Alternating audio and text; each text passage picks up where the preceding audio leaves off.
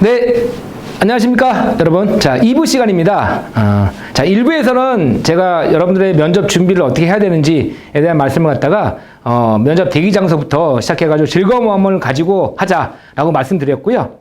또 실제 면접의 평가 시스템에 대해서 면접관의 입장에서 여러분들 실제 면접 그 장소에 대한 사진과 함께 또 면접관의 모니터에 들어가셔가지고 여러분들이 어떻게 평가되는지 충분히 이해하셨을 거라 판단이 됩니다. 자, 그럼 이제부터는 내가 어떻게 해야 되는지에 대한 말씀을 좀 더 드리도록 하겠습니다.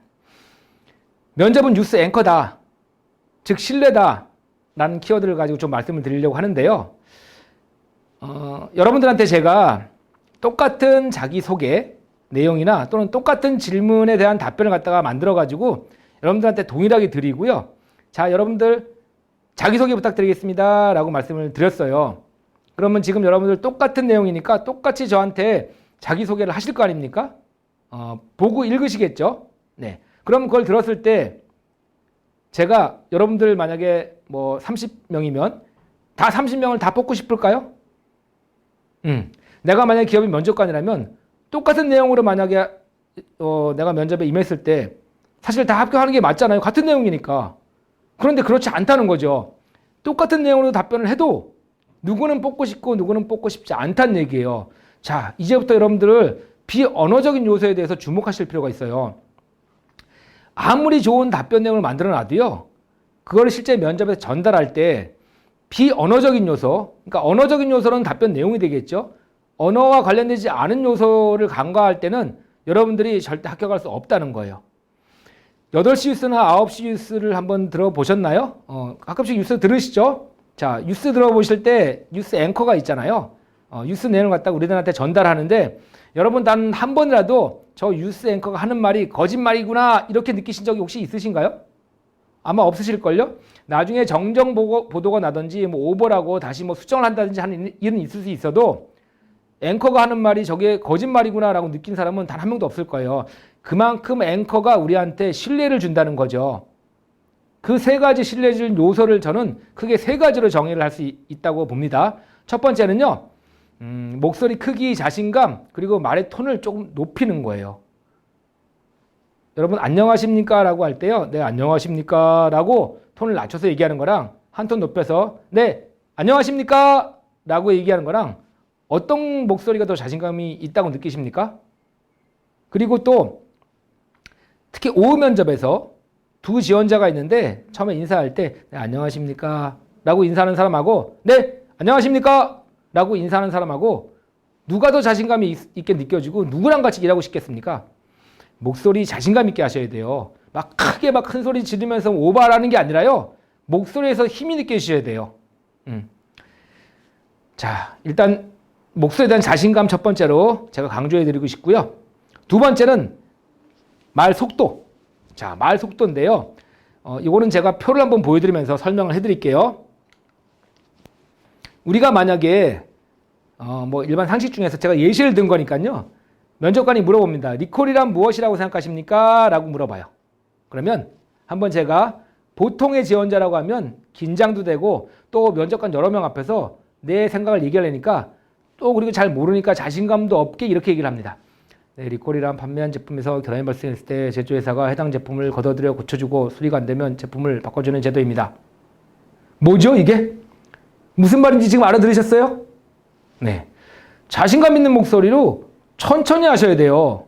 네, 리콜이란 판매한 제품에서 결함이 발생했을 때 제조회사가 해당 제품을 걷어들여 고쳐주고, 리콜이란 판매한 제품에서 결함이 발생했을 때 제조회사가 해당 제품을 걷어들여 고쳐주고, 똑같은 내용이잖아요. 근데 누구 뽑고 싶으세요? 목소리 자신감이 있어야 되고요. 두 번째는 말 속도를 잡으셔야 돼요. 이게 100자거든요. 100자를 몇 초 해야 된다? 20초. 딱 재어보시고요. 20초가 맞는지 훈련하셔야 되고, 또 평상시에는 사실 좀 긴장이 풀린 상태니까 덜하니까 실전보다 21초까지도 괜찮아요. 하지만 실전에서는 20초 또는 19초 정도까지는 괜찮거든요. 딱 요 정도 속도로 하셔야 돼요. 딱 적절하거든요. 그래서 리콜이란 판매한 제품에서가 아니라 리콜이란 판매한 제품에서 결함이 발생했을 때 제조회사가 이런 식으로 속도를 여러분들이 맞추시는 게 되게 중요합니다. 마지막 세 번째는요. 발음 연습 평상시에 하셔야 돼요. 캬, 냐, 嗲 이런 식으로 볼펜을 물고 하시는 것도 괜찮아요. 목소리 자신감 있게 크게 천천히 이제는 또박또박까지 하시는 거예요. 캬, 냐, 嗲 하시는 거죠. 이어서요. 이거 보시면 어떠십니까? 재밌겠죠? 한번 해보고 싶은 마음이 들죠? 간장공장 공장장은 강공장장이고 된장공장 공장장은 이 아니고요. 요거를 답변이라고 생각하고 하셔야 돼요. 목소리 자신감 있게 천천히 또박또박. 간장공장 공장장은 강공장장이고 된장공장 공장장은 장공장장이다. 높낮이를 타면서 하셔야 될 것 같고요. 자, 이 중에 어려운 게 뭐냐면 5번, 6번이 조금 어려워요. 빨리 하면 발음도 막 이상하고 막 목소리 자신감도 없고 한양양장점 이 뭔 말이에요? 하나도 못 알아듣겠죠? 한양양장점 미역, 한영양장점, 한영양장점 미역, 한양양장점. 높낮이를 타면서요. 정확하게 발음하는 게 되게 중요합니다. 저기 있는 말 말뚝이 멜 만한 말 말뚝이냐 이런 식으로 또박또박 읽으셔야 돼요. 같은 내용이라도요. 비언어적인 이 세 가지 요소를 어떻게 활용하느냐에 따라서 여러분들이 뽑힐 수 있냐 없냐 결정되니까 꼭 유의하시고요. 앵커들 또 국회의원들 연설할 때 그냥 하는 게 아니라 다 이런 과정을 거쳐가지고 하거든요. 이래야지만 말에 대한 신뢰가 더 높아진다. 말 내용에 대한 신뢰가 더 얹혀진다라고 생각하시고요. 잘 준비하셨으면 좋겠습니다. 이제 면접 자세에 대한 말씀을 좀 드릴게요. 이제부터. 밝은 인상 되게 중요하죠. 그런데 이번에 자연스러운 미소를 지어야지 간혹 이렇게 막 지나치게 입꼬리를 올리면서 처음부터 끝까지 계속 웃는 친구들이 있거든요.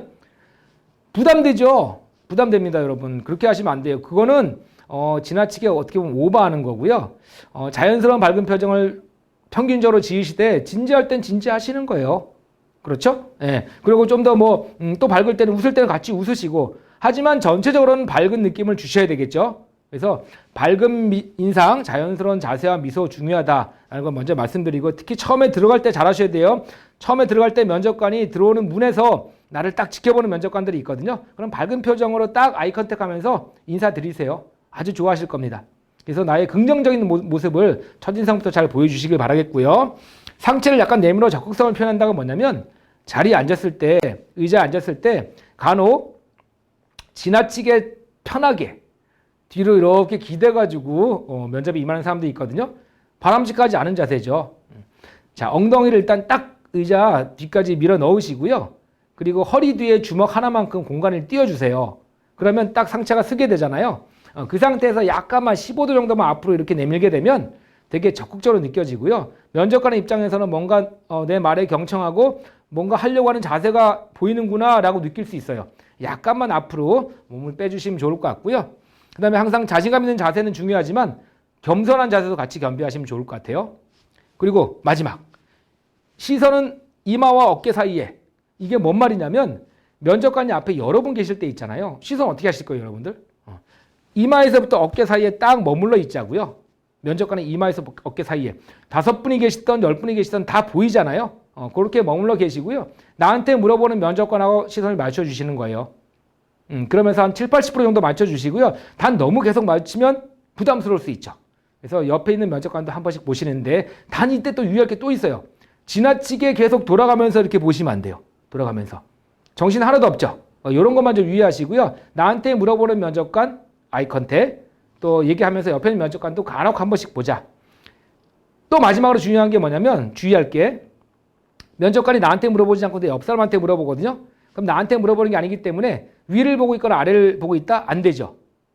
그러면 자, 다른 사람한테 물어보다가 또 다른 지원자들은 뭐 하나 이렇게 봤을 때 그때 어떻게 해야 됩니까? 딱 우리가 이마에서 어깨 사이에 머물고 있으니까 딱 보면서 같이 아이 컨택 하면서 미소 조금 짓고 고개 한번 끄덕끄덕 한번 해주시면 좋을 것 같아요. 면접관님 저 잘 듣고 있습니다 라는 거거든요. 그럼 면접관이 아마 뿌듯할걸요? 네, 그렇게 시선 처리하시면 좋을 것 같습니다. 그 다음에 언어 습관에 대한 얘기를 좀 할게요. 아마 여러분들 사투리 쓰시는 분은 거의 없으실 것 같은데 이게 사투리 뭐 적당히 쓰시는 건 괜찮은데 지나치게 많이 쓰게 되면 문제가 돼요. 왜? 무슨 말인지 못 알아들을 수 있거든요. 그러니까 사투리 좀 심하신 분들은 조금 우리가 완화시킬 수 있도록 노력하시는 게 좋을 것 같고요. 2번은 여러분들이 좀 많이 범하는 오류 중에 하나예요. 지나치게 상투어를 반복하는 사람들이 있는데 나는 잘 몰라요. 근데 친구들한테 한번 잘 한번 봐달라고 해보시면 저 또는 뭐 저기 뭐 글쎄요 계속 동일한 이런 단어나 이런 것들을 반복하거든요. 근데 이게 지나쳐 버리면 상대방으로부터 하여금 집중력도 저하되고요. 거기에 대해서 되게 신경이 많이 쓰이는 이런 효과가 발생하기 때문에 상투어는 가급적이면 좀 줄여서 말씀해 주신다고 의식적으로라도 처음에는 연습을 그렇게 하시는 게 좋을 것 같아요. 말 빠르기, 그다음 경어 사용하는 거 제가 말씀드렸죠. 평상시에 100자 20초 맞출 수 있도록 잘 준비해 주시고요.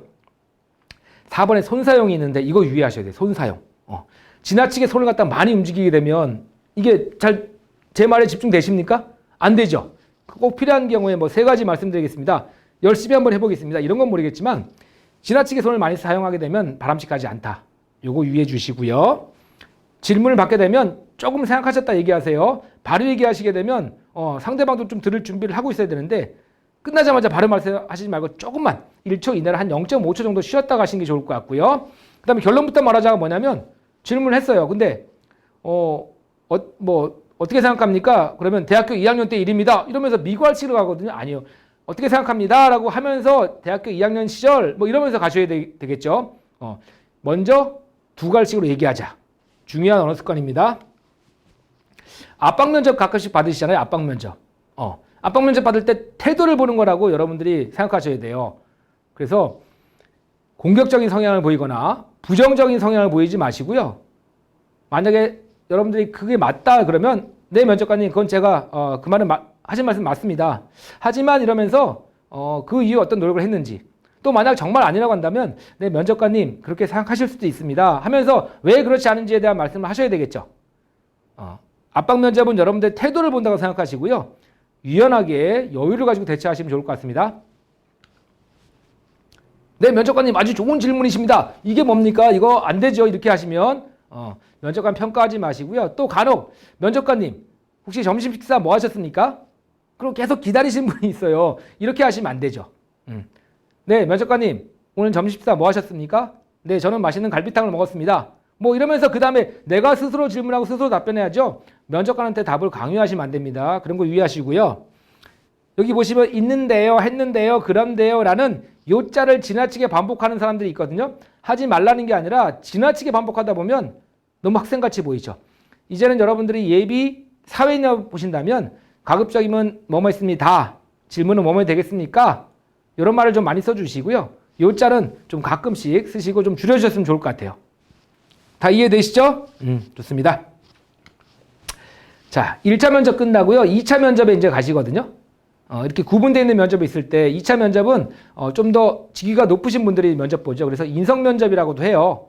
직무보다는 인성 위주로 많이 물어보기 때문에 자 여기에 적은 이런 내용들이 이 어려운 임원이라는 자리까지 올라가기 위해서 그동안 노력했던 이런 사항들인데 이런 것들을 어필하는 게 아니라요. 저는 여러분들한테 좀 더 다른 측면에서 한번 말씀드려보고 싶어요. 지금까지 제가 학생들을 많이 지도해가지고 최종 합격을 많이 했던 사례가 있는데 마지막 면접 갈 때는 제가 꼭 보여주거나 아니면 꼭 한번 보고 가라고 제가 권유했던 그런 뮤직비디오가 있거든요. 싸이의 아버지란 혹시 뮤직비디오 보신 적 있으신가요? 혹시 안 보셨으면 한번 인터넷 찾으셔가지고 한번 유튜브 같은 데 찾으셔가지고 한번 보시게 되면 싸이의 아버지가 만화 형태로 나오죠. 자, 왜 그거를 보셔야 되냐면 면접관들은 특히 2차 면접관들은 여러분들의 아버지 세대 더 나이가 많을 수도 있고 더 적을 수도 있겠지만 그 세대분들이 좀 많으시거든요. 그러니까 중장년층들이 주로 임원 면접 많이 하시잖아요. 근데 그때까지 올라가기까지 얼마나 힘들게 올라가셨겠습니까? 우리 아버지 세대라고 생각하면 사실은 좀 애처로운 마음도 들고 또 뭔가 응원해 드려야 되겠다는 마음도 들거든요. 그런 마음가짐 가지고 가셔야 돼요. 자, 저 자리까지 오르기까지 정말 힘들었던 우리 아버지 세대분들을 좀 즐겁게 해드리고 격려해드리고 위로해드리겠다 이 생각 가지고 들어가시면 합격할 수 있어요. 그 마음이 전해지거든요. 임원 면접 다른 거 없어요. 여러분들이 열심히 하겠다는 자세 또 의지 이런 거 보여주시는 거거든요. 그러면 좀 틀려도 괜찮습니다. 끝까지 하겠다는 자세, 자신감 있는 목소리를 밝은 표정으로 또 수용적인 태도로 왜 싫어하겠습니까? 그래서 기본적인 마음가짐을 여러분들이 2차 면접은 지금 제가 말씀드렸던 그 뮤직비디오를 보고 한번 짠함을 느끼고 좀 더 응원하겠다는 마음가짐 가지고 가게 되면 여러분들 분명히 합격하실 수 있을 거예요. 자, 그 내용 잘 여러분들이 보시고 나중에 확인하시고 들어가시면 좋을 것 같습니다. 이제 PT 면접에 대한 말씀을 좀 드릴게요. PT 면접. 프레젠테이션 면접의 약자를 PT 면접이라고 하거든요. 주제를 주고요. 그 주제에 대해서 생각할 시간을 주고요. 그리고 발표할 시간을 내가 부여받아서 그 시간 동안 발표를 하는 면접을 프레젠테이션 면접이라고 하죠. 사전에 PPT를 만들어서 보내라고 하기도 하고요. 그럼 해당 그 면접 날짜에 그 해당 시간에 띄워주거든요. 그 내용을 보고 하기도 하고요. 전지를 주기도 합니다. 전지에다 써가지고 붙여주기도 하고요. 또 보드판 앞에서 뭐 쓰면서 해도 되고 쓰고 해도 되고 아니면 뭐 안 쓰고 해도 되고 일단 보드판 사용할 수도 있고요. 그 다음에 A4 용지를 주고 A4 용지를 가지고 써가지고 보고 발표해야 되고 아니면 뭐 2장 써가지고 하나를 제출한다든지 그리고 나머지 거 가지고 발표한다든지. 자, 도구는 다 틀리지만 사전에 주제를 주고 그 주제를 발표한 다음에 그 발표의 내용에 대한 질의응답이 이어지는 거를 PT 면접이라고 해요. 네. 자, 이해되셨죠? PT 면접 그런 거 이해하시고요. 주제는 가급적이면은 대부분 다 산업에 대한 얘기, 지원하는 분야, 또 지원하는 기업 또는 직무에 대한 얘기가 많이 나오기 때문에 그런 것들에 대한 평상시에 여러분들 지식을 많이 쌓으셔야 됩니다. 자, 발표 면접이니까 평가 요소는 뭐죠? 발표력이죠. 발표력이 좋아야 되거든요. 발표력이 좋다는 것은 뭐죠? 논리적으로 발표를 해야 된다는 얘기거든요. 그 논리적이란 건 뭘까요, 여러분들? 근거를 잘 대셔야 된다. 이 말씀을 제가 드리고 싶은데요. 기사를 인용한다든지 데이터를 근거로 제시한다든지 뭔가 이렇게 여러분들이 내가 주장하는 내용에 대해서 신뢰를 보여주는 게 중요하고요. 또한 두 번째는 여러분들 했던 경험을 가지고 근거를 제시해도 신뢰가 많이 가겠죠. 실습 경험 같은 거 많잖아요, 여러분들. 이런 경험들 실제로 갖고 오게 되면 내가 주장한 거에 대한 신뢰가 되게 높아지거든요. 그래서 PT 면접할 때는 데이터 근거, 평상시에 쌓았던 지식 같은 거 많이 어필해 주시고 또 뉴스 같은 거 그리고 또 내 경험했던 거 갖고 가셔가지고 여러분들이 관련된 내용 갖다가 또 주장을 한다면 신뢰도가 많이 높아지겠죠. 두 번째는요, 기획력하고 창의력이에요. 이게 뭐냐면 동일한 주제로 사람만 바뀌고 발표하는 경우가 있잖아요. 같은 직무에서. 맞죠? 그러면 앞에 발표했던 사람하고 지금 발표한 사람하고 내용이 똑같아. 또 다음 사람도 똑같아. 그럼 점수 차이를 둘 수 있을까요? 그 내용적인 측면에서 점수 차이를 두기는 곤란할 것 같아요. 거의 비슷한 점수를 받을 수밖에 없겠죠. 그래서 좀 더 여러분들은 기획력, 창의력을 발휘하셔야 되는 게 좀 더 다른 관점으로 한번 접근해 보려고 노력하시면 좋을 것 같아요. 그래서 그런 차원에서 제가 기획력, 창의력 말씀드렸고요. 그다음 문제 해결 능력, 대응 방안 이게 있는데 자, 그래서 결론적으로 어떻게 하겠다는 겁니까? 이렇게 나오면 안 되죠. 이렇게 나오게 되면 벌써 나중에 여러분들이 해결 방안을 잘 제시를 못했구나 이런 걸 인식하셔야 되는데 결론은 이런 식으로 다 잘 하신 다음에 맨 마지막에 분명히 그 PT 면접에서는 해당되는 주제에 대해서 대응 방안을 마련하도록 그렇게 요구를 하거든요. 그래서 여러분들이 대응 방안을 갖다가 뭐 2가지 또는 3가지로 나눠가지고 잘 어필하시는 게 좋을 것 같습니다. 마지막, 태도 중요하죠. 아무리 좋은 내용이라도 뭐라 했습니까? 밝은 표정으로 임하셔야 되고요. 목소리 자신감 있게 천천히 또박또박 말씀하셔야 돼요. 그래야지만 이 내용이 훨씬 더 빛날 수 있거든요. 마지막 태도 유의하셔야 됩니다. PT 전개 방법은요, 기본적으로 먼저 주제를 받고 주제에 대한 이해를 하셔야 되겠죠. 그리고 현상을 먼저 파악하신 다음에 그 다음에 분석 및 방향 설정을 하시는 거예요. 어떤 식으로 이걸 내가 전개해 나가겠다. 그 다음에 해결 방안을 제시하라고 했죠. 해결 방안을 제시할 때 좀 더 다양한 관점에서 한번 해보시자고요. 양적인 측면과 질적인 측면 나누셔도 좋고요. 내부적인 요인과 외부적인 요인 나누셔도 좋고요. 아니면 시점으로 한번 가볼까요? 단기, 중기, 장기로 가셔도 좋고요. 이렇게 좀 더 다양한 측면에서 해결 방안을 제시하시는 게 훨씬 더 풍성해지고 여러분들의 그 PT 면접의 점수를 높일 수 있는 좋은 요소가 되니까 그것만 잘 활용하시면 좋을 것 같습니다. 마지막 결론 내려주시고요. 기타 사항 추가로 말씀해 주시면 좋은 올바른 전개 방법이 될 것 같습니다. 그렇죠. 설득력 있는 스토리 바탕으로 전개하시고요. 경험이나 사례 가지고 근거 제시하시면 좋은 점수 받을 수 있다는 거죠. 그 다음에 제가 또 드릴 수 있는 2번째 팁이 있는데요. 친절한 절에 만들지 마시자고요. 이게 뭔 말입니까? 저는 불친절한 PT 자료 만드셨으면 좋겠어요, 여러분들. 포트폴리오를 만들 때도 마찬가지예요. 자, PT 면접의 불합격 사례를 보게 되면 나를 수학 분석해봐라라고 했을 때 SWOT라고 해서 수학 분석을 했는데요. 여러분들 지금 뭐 읽고 계시죠? 다 이 내용 읽고 계시거든요. 하지만 합격한 친구는요. 자, 전지에다가 아이스크림 콘을 만들고요. 내 이름 쓰고 SWOT 이렇게 썼습니다. 이게 뭐지라고 여러분들 지금 보셨지만 이내 누구한테 집중하게 되죠? 저한테 집중할 수밖에 없을 거예요. 왜냐하면 이 얘기를 들어야 되거든요. 듣지 않으면 절대 저게 무슨 내용인지 알 수가 없거든요. 자, 이렇듯 포트폴리오 만들 때도 도표나 그래프, 단어도 짧게, 문장도 짧게 이런 식으로 가독성을 높이게 되면 좀 불친절하게 하게 되면 나한테 집중하게 하는 효과가 있거든요. 그래서 너무 지나치게 보고서 형태로 다 줄을 쓰지 마시고요. 조금은 불친절하게 해가지고 나한테 좀 집중할 수 있게 하는 이런 효과를 이렇게 드리게 되면 훨씬 더 좋을 것 같고요. 다음 뭐냐면 성의 없이 하시면 안 돼요. 점 하나 딱 찍고 끝난다. 이거 안 됩니다. 그런 것만 좀 유의하시면 이렇게 불친절한 자료를 가지고 가시면 좋을 것 같다는 생각이 듭니다. 자, 인터넷에 또 찾아보실 영상이 있는데요. 김연아가 예전에 우리 김연아 선수였죠. 평창 동계올림픽 우리 할 때 PT 동영상이 있거든요. 김연아 평창 동계올림픽 PT 동영상 그러면 인터넷에 다 나오거든요. 그걸 보면 김연아가 얼마나 PT를 잘하는지 약 5분 정도밖에 안 되는 분량이지만 그 내용이 아주 생생하게 담겨져 있습니다. 표정 밝고요. 목소리 자신감 있고요. 천천히 또박또박 하고요. 처음에 시작할 때 바로 시작하지 않고 내 개인적인 어떤 소회를 잠깐 얘기하고 시작하는 이런 마음의 문을 여는 효과. 그 다음부터 쭉 얘기를 하는데 내 경험이나 사례를 가지고 많이 얘기하고요.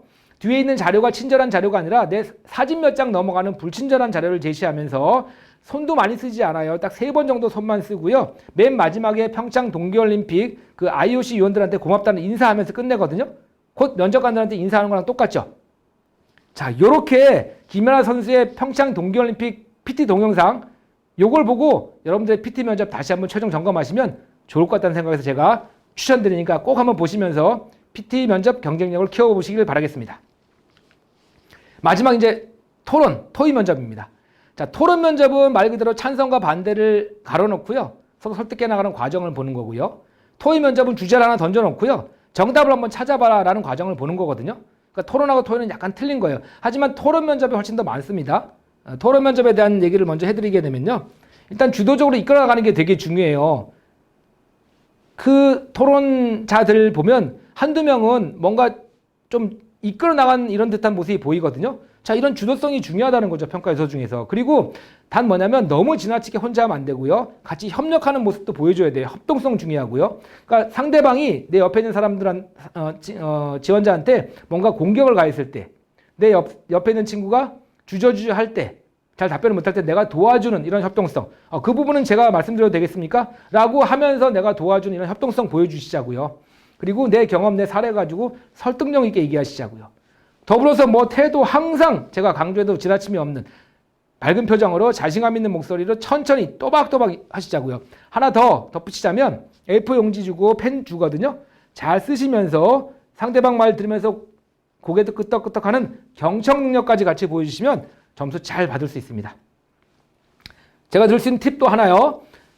주도적으로 보이게 하려면 어떻게 되냐면 논리나 지식이 부족할 때 특히 방법을 우리가 쓰면 되게 좋은 방법 중에 하나인데 처음에 시작할 때 조금 멈칫멈칫하거든요. 그때 반대측 제가 먼저 말씀드려도 되겠습니까? 먼저 얘기 한번 해보자. 지식이 조금 부족하거나 또 주도적으로 느낄 수 있게 하는 좋은 방법 중에 하나거든요. 두 번째는요. 첨언 한번 해보자고. 첨언. 상대방이 얘기하거나 내 옆 사람이 얘기할 때 자, 제가 덧붙여서 한 말씀만 더 드리자면 그러면서 얘기를 첨언해 주자고요. 지식이 그렇게 많이 필요 없겠죠. 그러면서도 주도적, 적극적인 게 느껴지겠죠. 그 다음에 질문하는 거. 상대방한테 질문할 때 무슨 지식이 필요합니까? 그렇죠? 그리고 정리하는 것도 있고요. 자, 이런 방법을 내가 처음에 주제를 받았을 때 너무 어려운 거야. 이것도 마찬가지로 주제를 주고 토론을 이어져 나가는 거거든요. 주제에 대한 생각할 시간을 주고 주어진 시간에 토론하는 건데 그때 어려울 때 너무나 어려울 때 이런 어떤 4가지 요소들을 잘 활용하면 주도성도 느낄 수 있을 뿐만 아니라 내가 부족한 지식을 다소 완화시킬 수 있다라고 해서 꼭 저 3번은 여러분들이 잘 적어 놓으셨다가 나중에 적극적으로 활용하시길 바라겠습니다. 자, 여기 이번 절차만 한번 설명드릴게요. 절차 중에서 처음에는 일단 찬성과 반대로 나눴으니까 찬성 측, 반대 측 의견을 먼저 듣거든요. 그때 다 들을 수도 있지만 한두 명만 주로 많이 듣기 때문에 여러분들이 그걸 기조 발언, 모두 발언이라고 하는데 이때 여러분들이 먼저 답변할 수 있도록 손 들고 적극적으로 참여하시면 좋을 것 같고요. 그 다음에 이제 토론이 진행되는 거죠. 맨 마지막에 마무리 발언할 때도 찬성 측과 반대 측 의견을 다 들어보기 때문에 여러분들 마무리 발언도 마지막 할 수 있도록 한번 적극적으로 참여해 보시면 좋을 것 같습니다. 이런 절차를 가지고 진행이 되고요. 자, 여기 중에서 제가 유의사항 중에 5번을 갖다 좀 말씀드리고 싶은데요. 사회자가 있는 경우나 없는 경우가 있는데 가급적 여러분들 사회자를 내가 강제로 이렇게 사회자를 해주세요라고 얘기하지 않는다면 굳이 손들고 사회자를 할 필요는 없다라는 말씀 좀 드리고 싶어요. 왜냐하면 사회자는 내 의견을 적극적으로 개진할 수가 없잖아요. 그러다 보니까 사실 평균 정도밖에 할 수 없는 거예요. 그렇기 때문에 여러분들 반대 입장이든 찬성 입장이든 쓰셔가지고 좀 더 내 의견을 명확하게 전달하고 상대방을 좀 설득시키려는 이런 어떤 적극성을 보이는 게 훨씬 더 합격 확률이 높으니까 가급적 사회자보다는 토론자로 참여하셔가지고 적극적으로 토론에 참여하시는 게 좋다는 생각이 듭니다. 이거 제가 말씀드렸고요. 자, 그리고 마지막으로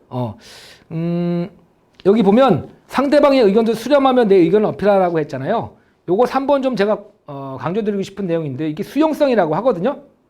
요즘 토론의 마지막 부분에 가게 되면 찬성과 반대 측 서로 이렇게 설득하는 과정을 하다가 맨 마지막 부분에 한번 절충안을 한번 마련해 보시겠습니까? 라고 이어지기도 해요.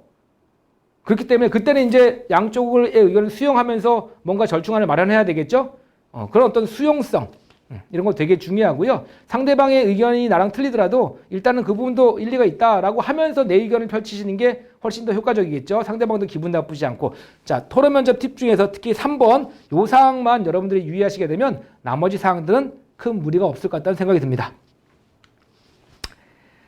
자, 1부와 2부까지 해가지고 여러분들의 면접 그 역량을 제가 강화시켜 드렸거든요.